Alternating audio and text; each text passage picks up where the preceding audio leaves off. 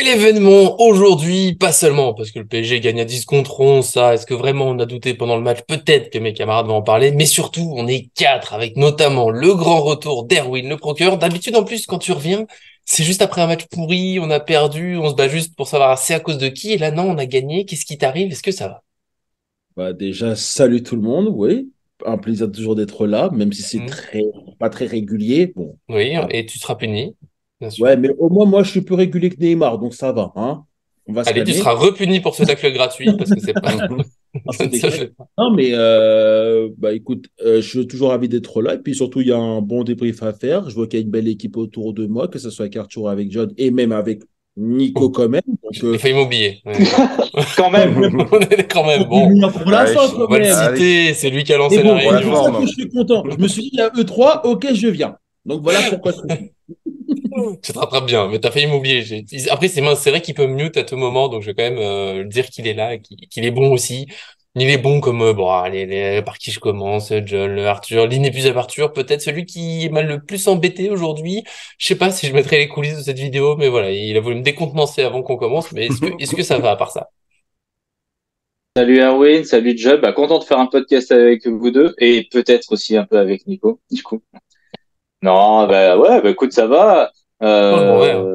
Bien Erwin, sûr. tu dis qu'Erwin il revient pour un match où le PSG a gagné, oui, mais bon, il y a quand même des trucs à voilà, il y a de la matière à faire pour le procureur quand même, malgré la Oui. victoire. Hein, il vient pas pour rien non plus, on le Ah sait. non, mais Hein, il y a 5-2 forcément contre un petit Monaco, il tac. était pas là, hein. Il y en a On un l'a qui vu coûte très déjà. cher, ça, c'est clair. Il a pas aimé le match de Neymar déjà, ça c'est clair. Déjà. Mais ça, c'est par habitude. Depuis qu'il est là, il n'a pas encore vu qu'il était parti, mais il sait que Neymar n'a pas été bon contre le Havre hier. Comme d'hab, J'espère hein. que John Lanotte, Monsieur Interruption, l'a vu aussi. Est-ce que ça va? Bah écoute, je t'arrête tout de suite pour vous dire bonjour déjà. Voilà, bah, ravi d'être avec vous, Il ravi commence. d'être avec Erwin, le grand retour, avec Arthur et Mm. avec toi Nico, naturellement, même si tu me flagelles au plus haut point, je t'aime quand même. Je suis ta chose, ne Oh, l'oublions pas. Déjà, t'es libre pour plusieurs vidéos, pour deux vidéos aussi.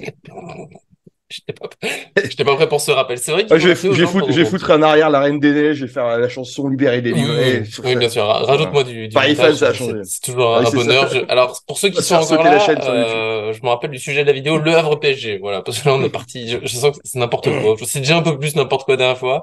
Arthur, il s'est plaint dans les messages, j'ai besoin de le dire. En plus, il a dit mon pronostic, j'ai oublié de le dire en te présentant. Dis donc, le 2-0, il était là, il était pour toi. T'avais pas dit le carton rouge, donc après, c'est un peu facile. Mais bon, on va débriefer. Donc, sur le Havre PSG, un match un peu particulier avec une équipe surtout folle. Avant ça, n'oubliez pas le petit j'aime sur la vidéo, ça nous fait plaisir, ça nous aide à peut-être garder une santé mentale, ouais, une santé mentale à peu près C'est en correcte. verlan, Et c'est en vous verlan. voyez que, Comme les jeunes. vous voyez que ça On commence, gardera ça pour le best-of en fin de saison, hein. On le gardera. ça commence à être limite. Et puis bien sûr, abonnez-vous avec Personne au Flash pour ne montage, rien manquer de nos vidéos. la personne qui sera au montage de cette vidéo, gardez bien cette séquence-là pour le best-of à la fin de la saison. Ouais. On- C'est parti pour ce débrief de Le Havre PSG. Un match, moi déjà, je vais être honnête, bah, je me suis forcément un peu ennuyé, mais j'ai besoin de le dire avant pour que tout le monde soit au courant. Voilà, j'ai pas pu le voir le match directement le dimanche. J'avais mes Super U18 que j'aime tant. J'ai pas envie d'en parler maintenant, mais j'ai dû voir le match, voilà, le lundi matin en sachant qu'il y avait 2-0. Donc bon, peut-être qu'il y a eu plus d'intensité que ce que j'ai vécu. Voilà, j'en dirai plus tard. Pour l'instant, moi, je veux l'avis d'Erwin, puisque visiblement, il a envie de tacler Neymar. Du coup, dis-nous en plus sur ce match raté encore de Neymar et plus sérieusement sur Le Havre PSG. Bah écoute, Neymar a été extrêmement nul comme d'habitude, hein. Je Ah, vais on l'a pas pas changer. vu. Voilà. Non, mais après, plus sérieusement, je pense que bah, ça a été encore un match avec un scénario particulier parce que être à 10 aussi rapidement dans le match, j'ai pas le souvenir. Être capable de faire un clean sheet incroyable, mais en plus repartir avec les 3 points, je ne crois pas que c'est souvent arrivé au Paris Saint-Germain ces dernières années. Donc, mais pour revenir sur le match, je trouve qu'on a fait un match quand même plutôt cohérent, pour être honnête, bah, malgré qu'on ait eu cette infériorité numérique et cet abruti de Donnarumma et son carton rouge là. Ah, le Bah, procureur. il faut dire les mots dès le début. Après, je ne sais pas, je m'en Hum, occupe plus tard, hein. Mais moi, ce qui m'a fait quand même étonner, c'est que je trouve que malgré cette infériorité numérique, j'ai pas senti le PSG en si grande difficulté que ça. Je trouve que même le PSG a plutôt contrôlé le match et aurait pu même aggraver le score si il faisait pas preuve d'un manque d'efficacité comme on l'a vu depuis le début de la saison. Après, ok, il y a eu le but de Vitinha en fin de match qui a permis de consolider l'avantage et donc de prendre les 3 points. Mais dans l'ensemble du match, j'ai pas trouvé que le PSG était vraiment inquiété par cette équipe du Havre. À part d'être le moment, je crois que c'est en début de deuxième mi-temps, je crois que c'est les 10 premières minutes où les Havrais étaient pas mal dans notre surface de réparation. Ils ont eu ce brin de folie pour marquer ce but égalisateur, etc. Mais dans l'ensemble, je trouve que le PSG a fait un match pour le moins rassurant. J'ai l'impression qu'Arthur n'était pas complètement d'accord. Non, non, mais après, en plus, Nico le sait, je suis dans les chiffres du match déjà contre Nantes, hein, on travaille, on n'est pas là Ah pour non, sommer. on parlait du Euh, match de 3 moi, semaines même. ça me fait toujours, là, tu vois, en plus, comme j'y suis pas mal dans les stats, ça me fait toujours un peu mal quand j'entends manque d'efficacité depuis le début de saison du Paris Saint-Germain. Paris a marqué 36 buts pour 30 XG, donc 30 buts attendus selon les statistiques, donc c'est plutôt efficace comme équipe. Mais surtout dans le sens inverse, Paris a 15 XG défensifs pour 11 buts encaissés, donc ce qui veut dire que Paris est aussi très efficace défensivement. Et, euh, et je trouve que ce match, non, il symbolise. Oui, il y a eu des ratés. Oui, le match contre Newcastle va rester dans les têtes. Et oui, la Ligue des Champions, c'est pas la Ligue 1. Et ça, je pense que quand on va faire les débriefs, c'est malheureusement la réalité la réalité de ce qu'on fait au quotidien. Hein. C'est comment juger un match contre le Havre qui, même s'il y avait eu des défaite, ça aurait pas été si grave que ça. On voit que Nice s'est pris les pieds dans le tapis contre Nantes. On voit que Monaco carbure, mais pas toutes les journées. Donc, voilà, mais Paris en Ligue 1 fait le taf, hein, il reste sur 6 victoires d'affilée, c'est assez, on va dire, tranquille, avec en plus un effectif qui est vachement de plus en plus réduit. Donc moi, je les trouve plutôt efficaces. En plus, dans ce match, il faut reconnaître que le deuxième but, c'est Vitinha, déjà, bon, je veux dire, hein, il marque son 4e but de la saison. Par rapport à l'année dernière, on peut se rendre compte quand même qu'il prend plus sa chance, qu'il réussit donc forcément plus de gestes et que voilà, on est même pas à la trêve hivernale. Il a déjà marqué 4 buts, c'est plutôt intéressant. Il était très bon d'ailleurs dans le match, je trouve.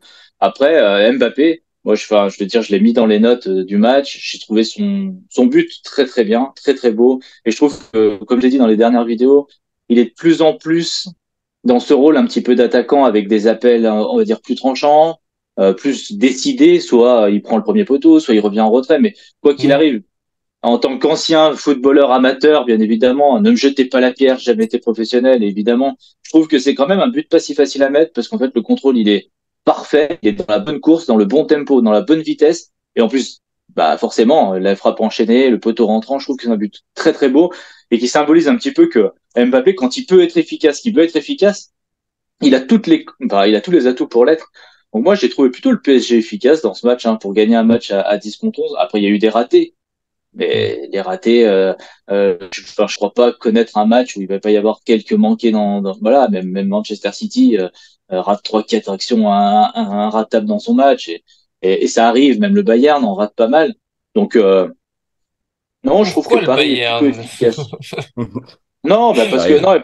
non, parce que on va dire que le PSG, puisqu'on peut pas les comparer en Ligue 1, parce qu'on va nous dire non mais c'est que la Ligue 1, les gars, enflammez-vous pas, puisqu'on Hmm. va nous dire que Newcastle c'est une équipe de manche et que Milan c'est une équipe de manche et que Dortmund C'est une c'est une équipe équipe de manche. outre-Manche. Forcément, on va sortir les deux trois équipes, Real Madrid, Bayern Munich et Manchester City, qui elles sont censées être les équipes qui vont gagner la Ligue des Champions cette année. Tu vois ce que je veux dire? Donc forcément, je les compare à eux.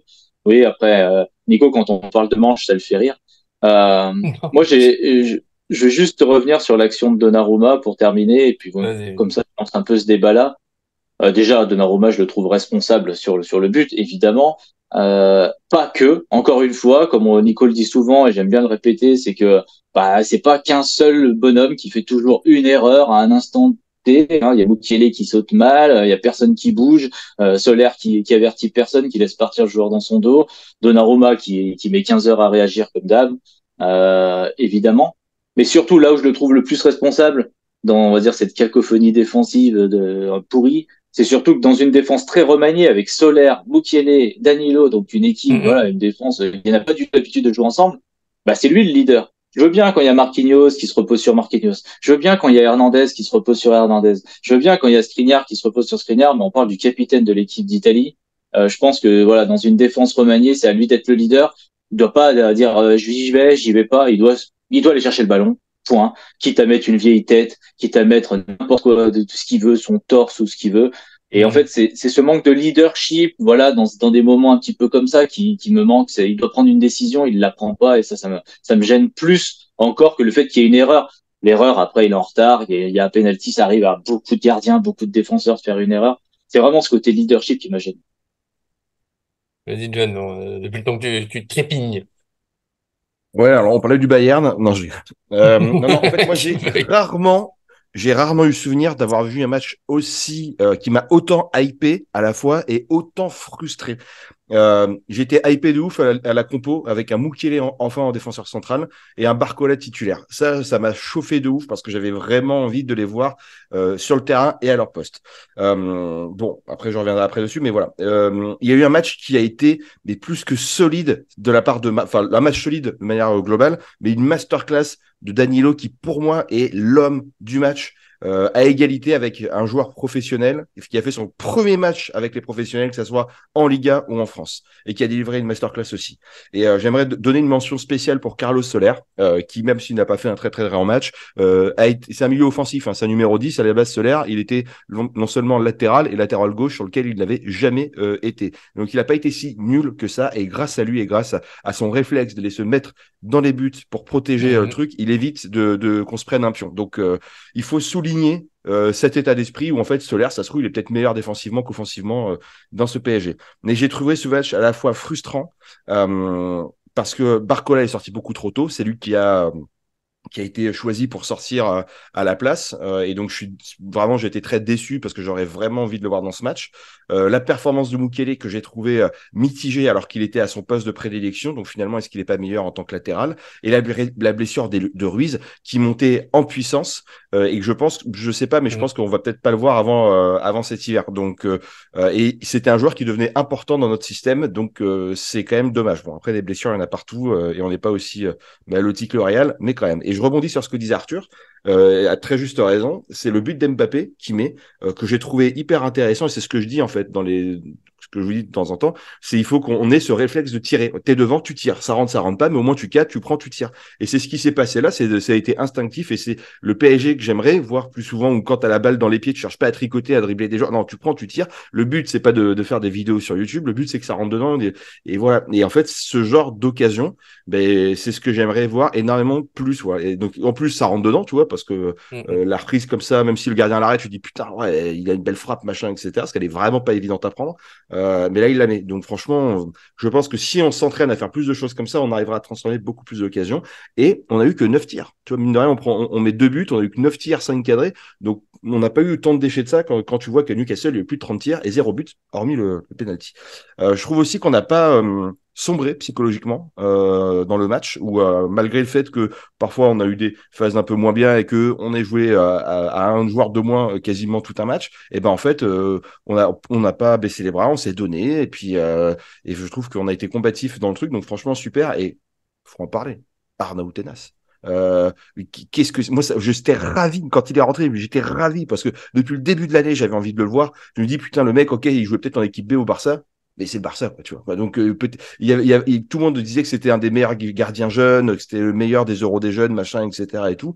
Et j'avais absolument envie de le voir, parce que là on parle d'un prêt de 6 mois peut-être. J'avais absolument envie de le voir, et là c'est l'occasion, et on va avoir l'occasion, je pense, de le revoir encore samedi prochain face à Nantes. Donc moi je suis voilà, j'ai adoré son match, il a été super bon. Donc, maintenant, est-ce qu'il a surperformé? J'ai une bêtise, mais comme un Idrissa Gueye lorsque il avait fait son match contre le Real Madrid, et en fait il est tranquillou, il a juste surperformé sur un match, en fait c'est pas son vrai niveau. Ou est-ce que franchement, avec cette chance qu'il va avoir, est-ce qu'au bout d'un moment on va pas se poser des questions en se disant en fait Donnarumma, est-ce que on le vend pas 30 ou 40 millions en PL ou un truc comme ça, que ça devient intéressant? Et la dernière chose que je dirais, c'est que Nantes a battu Nice ce week-end, donc on prend aussi le large un peu plus sur le classement de la Ligue 1. Et je voulais, on sort un peu du contexte, mais j'ai une pensée émue aussi, voilà, pour la personne qui a reçu les coups de couteau, et à sa famille, parce que c'est des choses qu'on ne doit pas voir dans le foot, et c'est scandaleux, et c'est important, voilà, de rendre hommage à sa mémoire, à cette personne. Voilà. J'appelle Maxime parce que le Cap avait fait une banderole pour lui après le match pardon, contre le Havre. Donc, si tu voulais savoir le prénom. C'est pas facile d'enchaîner après ça. Mais c'est sûr. Non, mais je vais quand même essayer un petit peu. En très résumé, cela, il y a eu plein de choses évoquées. Il y a des choses pas trop. Il y a un point Mbappé, avant que j'oublie. Je suis d'accord avec Arthur, parce que vous avez dit la finition elle est belle, mais surtout Arthur, t'as parlé les appels, je trouve que ouais, depuis plusieurs matchs, je pourrais pas dire honnêtement, je trouve qu'il y a des appels dans la surface à la fin, là, quand on déborde, qui sont vachement plus intéressants que les années passées, où j'en pouvais plus d'analyser des matchs, où on avait Neymar, Messi, Mbappé, là, qui restaient autour de la surface, qui attendaient qu'on revienne sur eux.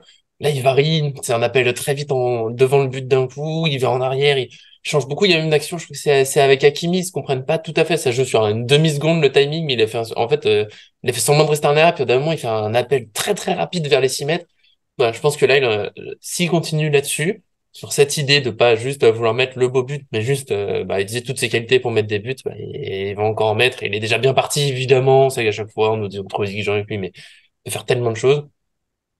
Et après, sur le match, globalement, je trouvais ce que j'aime beaucoup, c'est que j'ai vu des matchs les saisons passées, quand le PSG était en difficulté, il était en difficulté jusqu'au bout, il sombrait, c'était la fin. Voilà, le pire match pour moi la saison dernière, c'est celui où on se finit à 10 contre Lorient, et justement Mbappé, là je disais du bien, là Mbappé, Messi, ça marche, ça regarde les autres défendre, et encore défendre, même pas tout le monde défendait, enfin, il y avait ce sentiment que voilà, si c'était soit c'était l'exploit individuel, soit il y avait rien. Et là, c'est pas un super match, tu vois. Le PSG m'a pas impressionné dans le jeu. Il y a des belles séquences, mais bon, vu les joueurs qu'il y a, c'est normal. Mais au moins, j'ai le sentiment que tout le monde jouait ensemble, on s'est battu. Il y avait Mbappé qui défendait pas énormément, mais je pense que sa mission c'était de gêner un petit peu la relance et d'être prêt, voilà, pour lancer les contres. Souvent, ça partait sur lui, c'est assez logique. Mais ça faisait partie de quelque chose. Il était pas non plus en train de marcher, il participait un petit peu. Et les deux lignes qui défendent, notamment Solaire, là, je suis désolé, il y a des gens qui continuent de tomber dessus, mais tu l'as dit, John, c'est un milieu offensif qui joue défenseur latéral, central gauche et qui s'en sort. Et pas si mal, finalement. Est-ce que c'est finalement sa meilleure place? Est-ce qu'il va nous remplacer Skriniar et Marquinhos? Je sais pas. Mais il était plutôt solide et moi j'ai aimé voir ce PSG au moins être sérieux, solidaire. Vitinha, très bon match, je suis d'accord. Et Donnarumma, je vais en reparler après parce que cette partie que j'ai beaucoup aimée, mais moi, mon sentiment sur les 10 premières minutes, c'est qu'elles sont limite moins bonnes que la suite. J'ai l'impression que le rouge, ils sont un peu, ça les a réveillés. Sur les 10 premières minutes, je trouve que l'Havre nous presse haut, on n'arrive pas à sortir. Il y a les grosses occasions. La première, la très grosse, où c'est Solaire qui doit sauver, c'est Solaire, hein, je crois, qui sauve sur la Mm. sortie de Naruma, balle contrée, ça revient. C'est avant le rouge, mine de rien. Je trouve, on était trop en difficulté. Et est-ce que alors je vais pas dire que le rouge nous a aidé à gagner, mais ça fait un petit réveil. Je trouve qu'après, le PSG est plus sérieux, plus concentré, sans être exceptionnel, mais quand même pas mal. Et je vais juste mettre une petite limite à tout ça. C'est que le Havre, je trouve, a pas joué le coup comme il faut à 10. Il y avait du pressing, mais je trouve qu'avec le ballon, ils jouaient doucement. Vous êtes à 11 contre 10, allez-y, faites-nous mal, cherchez à nous étouffer. Et je trouve que ça jouait relativement tranquillement. Ils avaient vraiment, je pense que dans les plans, ils n'avaient pas prévu de se retrouver dans cette situation. Et ouais, je pense qu'il y a des adversaires qui pourraient quand même plus nous faire mal à 11 contre 10 que le Havre. Gros défaut de cette équipe, c'est l'offensif, hein. C'est une des meilleures défenses, une des pires attaques. Je pense qu'on l'a un peu retrouvé. Ça nous aide un peu, mais tant mieux. Tenas qui a tenu la place. Alors après, je vais peut-être lancer ce débat. On essaie de se ressentir petit à petit, mais est-ce qu'il peut prendre la place de Donnarumma petit à petit? Je sais pas. J'aime pas trop voilà. Donnarumma est un peu moins bien en ce moment. Tenas, il fait un bon match. Boum, on change tout. Mais Donnarumma, quand même, voilà, là, ça fait quelques matchs que c'est compliqué. Il y a des défauts qui reviennent un peu trop souvent. Tenas a bien commencé. Après, j'espère pour lui qu'il pourra enchaîner, peut-être contre Nantes. Est-ce qu'il jouera contre Dortmund? Je suis pas sûr. Justement, pour le cas de Tenas, parce que on est dans l'euphorie, parce qu'il faut pas, parce que tout à l'heure, John vient de parler que c'était un gardien justement de la réserve du Barça B ou un truc comme ça, mais il faut Hein, savoir que c'est son premier match en professionnel tout court, donc forcément, il c'est avait une fou. énorme pression. Et tout à l'heure, on se demandait est-ce il a fait un bon match? Bon, ça, je pense que tout le monde est tous d'accord qu'il a vraiment fait un bon match et ça nous a même un petit peu surpris. Maintenant, quand je vois les propagandes de oui, il faut qu'il joue contre Dortmund, etc., faut se calmer, hein. Il a juste fait un bon match contre le Havre. On attend de voir samedi contre Nantes ce qui va se passer avant de se faire quoi que ce soit, même si pour moi, Donnarumma restera titulaire. Parce que si Donnarumma ne joue pas le match contre Dortmund, il sera détruit mentalement. Et là, vous ne Oui. pouvez pas le récupérer avant un bon moment. Maintenant, pour me reconcentrer sur Tenas, en fait, moi, ce qui m'a plu dans son match, c'est même pas genre, le double arrêt qu'il fait en deuxième mi-temps. Avec le Moi, c'est deuxième arrêt, d'ailleurs, qui est très bizarre, hein. Plongeon vers ouais, sa ligne, comme ça, parce que moi, franchement, c'est louche. on n'était pas loin d'une remise dans la surface et probablement d'un contre son camp, on peut dire. Mais Mhm. moi, ce que j'avais aimé, c'est sa sécurité balle au pied. En fait, ils étaient ça complète, totalement simple. Ce qu'on demande, alors, on ne demande pas à Donnarumma d'avoir un jeu de pied révolutionnaire, hein. Mais quand tu vois l'aisance qu'il avait au niveau de ses passes, j'étais même pas inquiet. Alors qu'avec Donnarumma, le problème, c'est que chaque fois qu'il y a le ballon au pied, on a tous peur. On Il se est pose connu la pour ça, question. Tenas. Non, mais il est connu pour ça. Je veux bien comprendre pourquoi Enrique l'a vraiment pris pour son jeu au pied, etc. Mais quand tu vois une telle Ah, différence encore en un match, Hervé Arthur, hein, fais gaffe. Hein. non, mais quand tu vois une telle différence sur ce genre de match-là entre Donnarumma et Tenas, surtout qu'il y en a un, c'est son premier match en professionnel, tu as le droit de te poser un peu des questions. Mm. Maintenant, mais comme j'ai dit encore une fois, j'ai été très rassuré de son match. Et forcément, quand un gardien est aussi rassurant comme ça sur ce match-là, ça rassure la défense. Et quand la défense est rassurée, ils peuvent se dire, ah, les attaquants, vous inquiétez pas, on gère tout. Et c'était le cas avec Danilo Pereira. Et pas comme ça, maintenant, vous êtes les attaquants, allez marquer et faites le nécessaire ce qu'ils ont fait. Donc, et j'espère peut-être que c'est probablement le moment pour dire, ah bah tu vois, Donnarumma, on a recruté un deuxième gardien qui peut parfaitement te concurrencer. Maintenant, tu as intérêt à te sortir le doigt du cul, par contre, parce que tes boulettes que tu enchaînes depuis 3 matchs consécutivement, on n'en peut plus. Parce qu'on rappelle que Donnarumma, c'est 3 boulettes depuis. Hein. Contre Monaco, Mm. contre Newcastle et là contre le Havre. Donc, je pense que avec la performance de Tenas et peut-être qu'elle sera confirmée samedi contre Nantes, bah peut-être que Donnarumma se réveillera pour le match contre Dortmund. C'est ce que j'espère. Bon, bah, il y a Bien beaucoup de fait. choses, évidemment. Là, je trouve ce débat avec Donnarumma, il est très très dur. Tout à l'heure, je parlais justement des XG contre le Paris Mm. Saint-Germain, c'est-à-dire Paris qui prend beaucoup moins de buts que ce qu'il devrait. C'est aussi en partie grâce à Donnarumma. Hein. On rappelle quand même que la Oui. défense, elle concède énormément d'occasions et Donnarumma est un des joueurs en Europe qui fait le plus d'arrêts. Et on l'a suffisamment félicité aussi dans pas mal de matchs. Je le crois de mémoire, j'ai pas tout, mais dans les top flops de chaque mois, je crois l'avoir mis dans les tops. Donc, ça voulait dire Mais t'es aussi que peut-être ses fou. notes et ses prestations, oui, je suis peut-être fou. Après, peut-être, voilà, peut-être tapez-moi, l'un chez moi. Mais je pense qu'il faisait un très bon début de saison, Mm. qu'il avait fait beaucoup d'arrêts, qui était plutôt rassurant. Je crois que en termes de passes réussies dans des matchs, pour un gardien qui touche autant de ballons que lui, il faut quand même rappeler qu'il en touche pas mal avec Luis Enrique. Je crois qu'il était au-dessus de tous les grands gardiens européens. Alors oui, il n'a pas un jeu au pied qui nous rassure visuellement. Ça, on est complètement clair. Moi, ce que je regrette, c'est pas son jeu au pied. Son jeu au pied, il est pas bon, mais il y a plein de gardiens qui ont pas un super méga jeu au pied. C'est pas si grave que ça. Donnarumma, il a Mm. des statistiques qui sont totalement honnêtes. Moi, je trouve que sa problématique, c'est surtout les deux erreurs, parce que l'erreur contre Newcastle, j'y reviendrai, mais voilà. On va demander à Nico, il sait mieux le poste de gardien de but que moi, mais après, sur les deux, oui, ces erreurs, on va dire, de relance au pied, bon, ou ces erreurs, c'est surtout quand il est lent, quoi. C'est sa Ouais. lenteur à prendre la décision qui est vraiment très problématique. Parce que franchement, s'il fait une petite passe, il tire en touche, etc., on n'en parle plus et ça arrive à tous les gardiens de balancer en touche. On rappelle quand même que Tenas, hier, c'est un des gardiens, je crois, sous l'RQSI qui fait le plus de passes longues ratées. Hein. Donc, voilà, si on veut aller chercher des Mais il l'a statistiques, pas on peut aller en traîné. chercher un peu. Mais il a pas traîné. Voilà, il les a vite ratés. Quoi. Il a vite tiré loin et raté ses passes. Pas de souci. Mais il a fait aussi ce que Donnarumma peut-être on lui demande de faire, c'est-à-dire dans les moments un peu chauds, bah vaut peut-être mieux dégager si t'as pas Mm. de solution. Et Tenas, il a dégagé. Il y a pas, il y a, ça a été des passes ratées aussi parce que forcément, quand tu fais une passe à t'envoyer une passe à Dembélé, c'est pas facile. À Mbappé aussi, hein, c'est pas des joueurs qui récupèrent les ballons. Moi, je trouve qu'on est toujours dur avec Donnarumma et en même temps, je comprends. Voilà, sur sa lenteur, je pense que la concurrence, ça fait du bien. Je pense il faut lui mettre un coup de pied au derrière sur ça, c'est-à-dire prendre des décisions plus vite, soit plus un leader. C'est-à-dire, Luis Enrique, il te demande de jouer court. Écoute, Luis Enrique, c'est très bien, mais par contre, tu l'écoutes 75% du temps. Les 25% du temps où c'est un peu chaud, le moment du match un petit peu tendu, etc., prends tes propres décisions. T'es un gardien, t'es un capitaine de l'équipe d'Italie. À un moment, voilà, il faut qu'il arrive à faire le mélange un petit peu entre ce qu'on lui demande et ce qu'il peut faire pendant un match, parce qu'on se rend quand même compte que le jeu, c'est souvent de partir de Marquinhos qui s'écarte à droite, Skriniar, Hernandez Mm. qui sont écartés sur la gauche, et ça, il le fait plutôt bien depuis le début de la saison. Voilà, il a fait l'erreur contre Hakimi, hop, on a oublié toutes les autres. Mais c'est surtout, quand c'est chaud, il faut qu'il soit là. Il faut qu'il, voilà, quand il voit, il y a quelqu'un qui court dans sa surface de réparation, il tire, quoi. Je veux dire, c'est le dernier rempart. On n'a pas le choix. Et puis, je termine sur l'occasion contre Newcastle parce que ça fait partie des défauts et que on a vu Tenas aussi faire des arrêts. Et je suis d'accord avec Erwin, on s'enflamme pas parce que Tenas, c'est un seul match. Mais contre Newcastle, il a pris cher, mais qu'est-ce que la défense, elle s'est fait slalomer. Je le répète, je sais qu'on se répète et il faut pas, mais pour défendre Donnarumma, il faut aussi qu'on pointe les problématiques du Paris Saint-Germain. C'est-à-dire qu'à ce moment-là, la passivité contre le Havre, on l'a retrouvé, la passivité contre Newcastle, on a retrouvé Almiron qui tire. Peut-être Donnarumma est masqué. Il me semble qu'il est un petit peu masqué, en tout cas la balle. Alors après, il est pas bon dans ces moments-là. Il doit capter les ballons. Ça, on est complètement d'accord.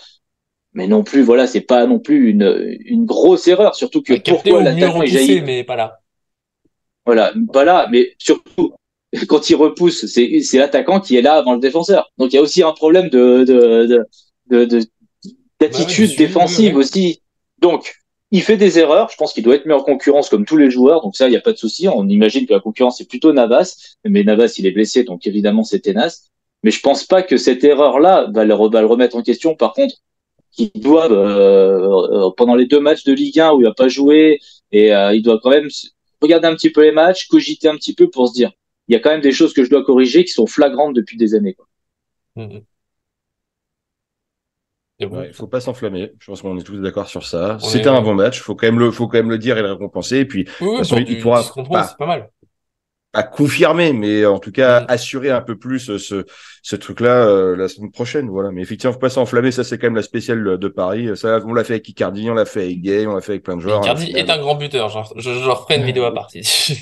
Non, oui, mais bon, après, voilà, c'était compliqué à Paris. Mais bref, voilà. Donc, bon, on a fait le tour. On s'enflamme pas, mais on est content d'avoir vu ça en tout cas. Mais j'étais content de le voir. Voilà. Oui, non, mais j'avoue que je l'avais jamais vu jouer avant. C'est sympa de le voir. Bon, moi, encore une fois, il y avait le manque de suspense. Genre, à chaque accession, je savais que l'Havre n'avait pas marqué, donc ça casse un peu le truc, mais c'est comme ça. En tout cas, voilà, Tenas a bien démarré. Logiquement, il jouera contre Nantes parce que je pense que Navas sera pas, enfin, je sais pas, Navas, il y a même plus, c'est ça que je trouve bizarre. Il est plus là. Il est plus mentionné dans le plan médical. T'as l'impression que le PSG a accepté qu'il était plus là. Puis, allez, tant pis. Alors que les autres, ils n'arrêtent pas de nous redire, oui, ça continue, il reviendra.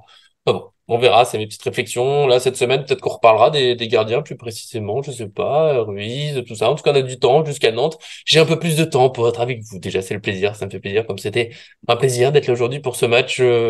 C'est gagné au moins, les gars, ça fait toujours plaisir. Merci à l'inépuisable Arthur d'être venu. Il avait beaucoup à dire, il en a gros sur la patate, notamment sur Donnarumma, et ça fait plaisir. Ouais, bah écoute, merci à tous les trois. Et puis je te propose une vidéo, Nico, et puis si John ou Erwin vous êtes là aussi sur le milieu de terrain, comment faire pour la semaine prochaine et contre Nantes avec ce milieu de terrain là. En fonction de quand on sait quand est-ce que revient Ruiz, je suis bien d'accord. Moi, j'espère qu'on sera avec John. John, l'interrupteur, la note, l'interrupteur. Oh, je suis fatigué. C'est un plaisir. En tout cas, et moi, il faut que j'aille me coucher. C'est un plaisir d'être avec vous. Merci beaucoup encore et merci à tous ceux qui nous regardent. Voilà, à tous ceux qui t'ont libéré récemment, ne l'oublie jamais. Merci. Tu mets leur chose aussi. Monsieur le procureur, Erwin, on essaie de se voir un petit peu plus que tous les 2 mois, hein, et puis j'essaierai de rester en forme comme ça.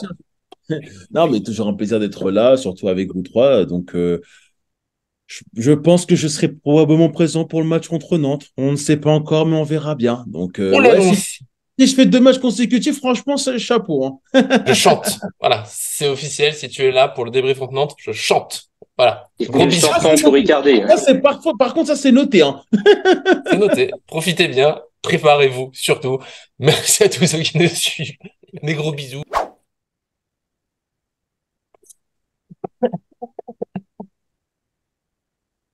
Oh mon Dieu. C'est pas mon intro. C'est pas l'intro la plus folklorique du début, depuis toujours. La plus. Non, depuis toujours, non. Depuis quelque temps, peut-être. Mais depuis toujours, non. Oh, Arthur, je te repasse. Quand même, ces dernières années. Je fais autant d'erreurs que ça, du coup. Non, mais c'est pas forcément des erreurs. Mais il y a eu des moments plus folkloriques. C'est juste qu'avant, tu laissais pas. J'ai pas chanté. Tu t'arrêtais, on faisait une coupure et puis on reprenait. C'est vrai. Ouais, j'ai pas chanté. Maintenant, pourquoi j'avais dit que je chanterais? Maintenant, tout part en couille. Hein. Tu laisses des coulisses à la fin des podcasts. Moi, je veux pas être assimilé à ça, hein, je te préviens. On est sérieux, là. On travaille sérieusement. Excusez-moi. Excusez-moi. Ouais. Un peu professionnel, hein. Oui, attends. Oui, quand même. Bon. Hein, allez, on lance tout ça, les briefs. Il va nous rester quoi, 5 minutes pour parler du match. À